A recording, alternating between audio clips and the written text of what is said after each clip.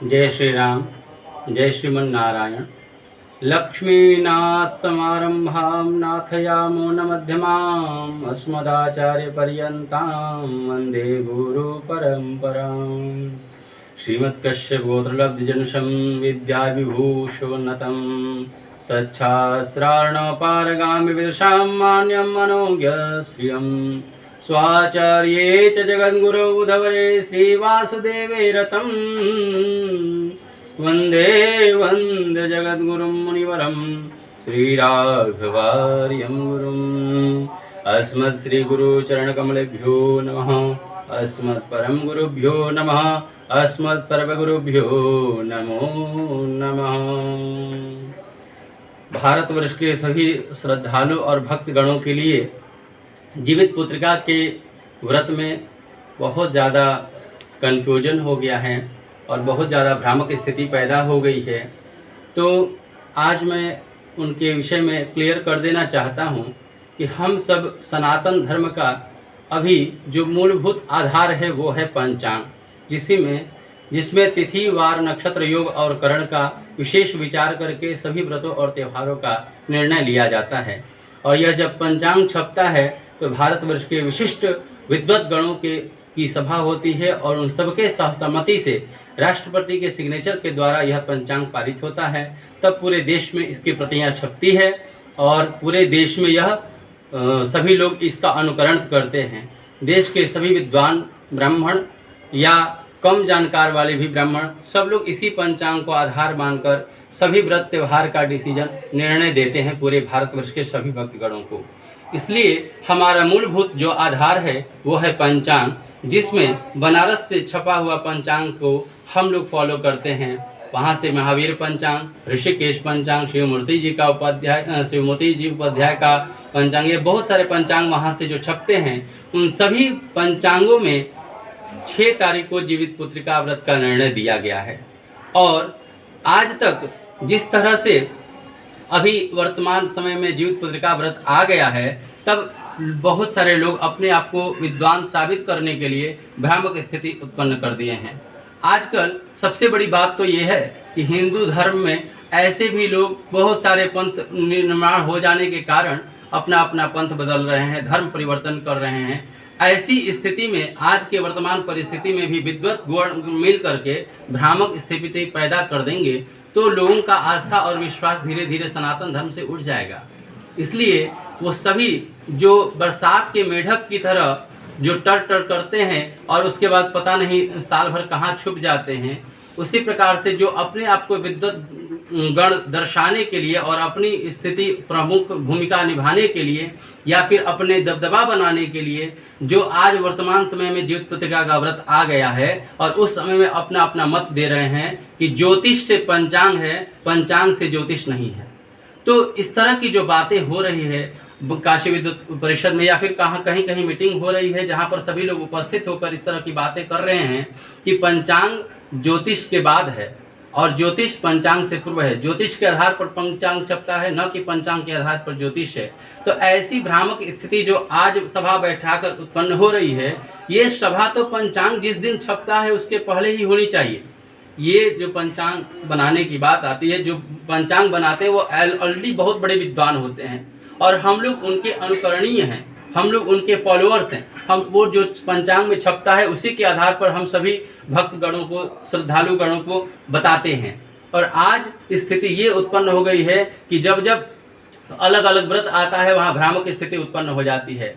तो हम सभी विद्वत गणों से करबद्ध प्रार्थना करते हैं, करबद्ध निवेदन करते हैं कि ये चूँकि ये जो सभा उपस्थित होती है एक एक व्रत के ऊपर, उससे बेहतरीन है कि पंचांग छपने के समय में ही ये सभा उपस्थित कराई जाए और उसके बाद पंचांग छपने वाले को निर्देश दे करके उनको सही गाइडलाइन दिया जाए ताकि वो सही से पंचांग को छापें।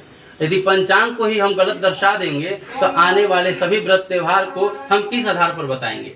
इसलिए हम पंचांग को गलत साबित करने की सामर्थ्य नहीं रखते हैं और जिन लोगों के अंदर पंचांग छापने वाले के ऊपर गलत आरोप लगाने का क्षमता है या उन पंचांग छापने वालों से ज़्यादा विद्वान हो चुके हैं, वैसे लोगों को हम करबद्ध निवेदन करते हैं कि आप सभी लोग अपना अपना मत, अपना अपना विचार, अपना अपना ज्योतिष का ज्ञान ये सभी सभा उपस्थित करें पंचांग छपने से पूर्व और उसके बाद, ताकि पंचांग छपकर जो पूरे देश में प्रतियां छप जाती है लाखों की संख्या में, उनको देखकर ही सभी ब्राह्मण अपने अपने भक्तगणों को, अपने अपने जजमान को बताते हैं। इसलिए सभी ब्राह्मणों के बीच में भ्रामक स्थिति उत्पन्न न हो, सभी भक्तगण भ्रमित न हो, इन सभी से बचने के लिए सभी दानगणों को मेरे करबद्ध प्रार्थना है कि ये सभा अलग अलग व्रत त्योहारों के समय आने पर ये सभा न बुलाई जाए, सभा उपस्थित न की जाए। इससे समाज में, हमारे देश में भ्रामक स्थिति उत्पन्न हो रही है। इसलिए मैं सभी को यह निवेदन कर रहा हूँ, सभी ब्राह्मण गणों को, सभी विद्वान जनों को, सभी आचार्यों को, कि ये सभी जो अभी सभा उपस्थित हो रही है वो सभी सभा को आप लोग पंचांग छपने से पूर्व ही सभा उपस्थित करें और उसके बाद पंचांग छपे, ताकि सबका मत एक हो, सबका निर्णय एक हो और हमारे देश में भ्रामक स्थिति उत्पन्न न हो। और मैं ये जानता हूँ कि जो लोग 7 तारीख को जीवित पुत्रिका का व्रत बता रहे हैं और उनका जो तर्क है कि सप्तमी विध अष्टमी व्रत नहीं करना चाहिए, तो मैं उन सभी विद्वानों से प्रश्न करना चाहता हूँ कि आप मुझे बताएं कि जो पंचांग छापते हैं वो क्या विद्वान नहीं हैं? क्या उनको इस व्रत का जो नियम है उसका ज्ञान नहीं है? या क्या जो मंत्र और श्लोक का जो ये आधार बता रहे हैं, क्या इस मंत्र के विषय में उनको जानकारी नहीं है? मैं ये प्रश्न पूछना चाहता हूँ। और इसलिए मैं ये सभी लोगों से प्रार्थना यही करूंगा कि पंचांग को कृपया निर्णय देने दें और जो पंचांग निर्णय दे रहा है उसी को हम लोग सभी लोग माने। और यदि किसी भी प्रकार का जो द्वंद्वात्मक स्थिति उत्पन्न हो रही है वो पंचांग छापने से पूर्व हो, ताकि लोगों के मन में भ्रामक स्थिति उत्पन्न होने न पाए।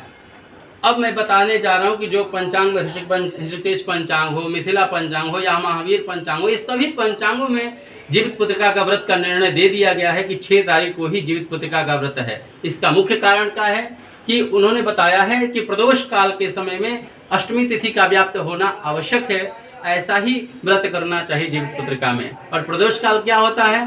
तो सायंकाल जैसे ही समाप्ति होती है, यानी कि सूर्यास्त के अंत के बाद प्रदोष काल की शुरुआत हो जाती है। 3 मुहूर्त तक प्रदोष काल रहता है और उस समय में यदि अष्टमी तिथि व्याप्त हो तभी जीवित पुत्रिका का व्रत करना चाहिए।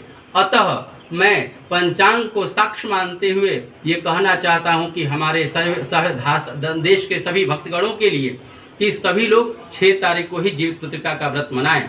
और ये श्लोक से मैं प्रमाणित करता हूँ कि पूर्वे द्युर परिर्द्रुर्वा प्रदोषे यत्र चाष्टमी तत्र पूज्य सनारीभिः राजा जीमूतवाहनः।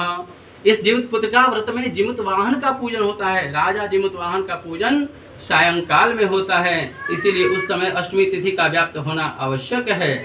और बोलते हैं कि प्रदोष समये स्त्रीभिः पूज्या जीमूत वाहनः, यानी कि जिस समय में प्रदोष काल हो उसी समय में सभी नारियों को जीमूत वाहन की पूजा करनी चाहिए। अतः सर्वसम्मत, शास्त्र सम्मत, वेदोक्त सम्मत यही है कि 6 तारीख को ही जीवित पुत्रिका का व्रत भारत देश के सभी लोग करें और सभी नारियां करें। इसके साथ साथ उसका जो पारण है वो है 7 तारीख को 10:21 AM यानी प्रातः काल के बाद अष्टमी तिथि की समाप्ति के बाद नवमी तिथि का शुरुआत होते ही नवमी तिथि में पारण करें।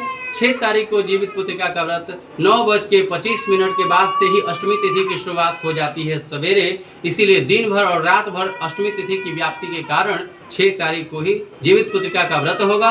और सुबह प्रातः काल 7 तारीख को 10:21 के बाद नवमी तिथि के आगमन के साथ ही सभी लोग जीवित पुत्रिका का पारण करें।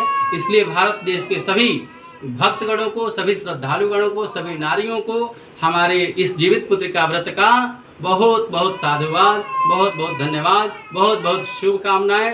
अतः यदि मेरे वचनों में कहीं भी किसी को ठेस पहुँचे तो मेरा उद्देश्य कहीं भी ठेस पहुँचाना नहीं है। इसीलिए आप सभी से करबद्ध प्रार्थना है कि इसे इस मत को सभी लोग फॉलो करें, ताकि पूरे देश में एक संदेश जाए, एक व्रत हो, एक निर्णय हो, ताकि भ्रामक स्थिति उत्पन्न न हो। भारत देश के सभी भक्तगण, सभी श्रद्धालुगण, सभी जनता के मन में कभी भी सनातन धर्म के प्रति, सनातन धर्म के व्रतों के प्रति कभी भ्रामक स्थिति उत्पन्न न हो, यही हमारा उद्देश्य है। इसलिए पूरे भारत के सभी देशवासियों से हमारी करबद्ध प्रार्थना है कि सिर्फ जीवित पुत्रिका नहीं, बल्कि सभी व्रतों के प्रति हमारी निष्ठा और आस्था बरकरार रहे। और सभी विद्वज्जनों को प्रणाम, पूरे भारत के सभी आचार्यों को हृदय से प्रणाम। और कोई इसे अपने ईगो पर न ले, कोई इसे हर्ट न करे। इसलिए इस बात के, इस संदेश के प्रति कोई अपना वैमनस्य भाव न प्रकट करे। हमारे देश के सभी आचार्यों से यही करबद्ध प्रार्थना है। बोलिए जय श्रीमन नारायण, जय श्री राम, जय श्री राधे।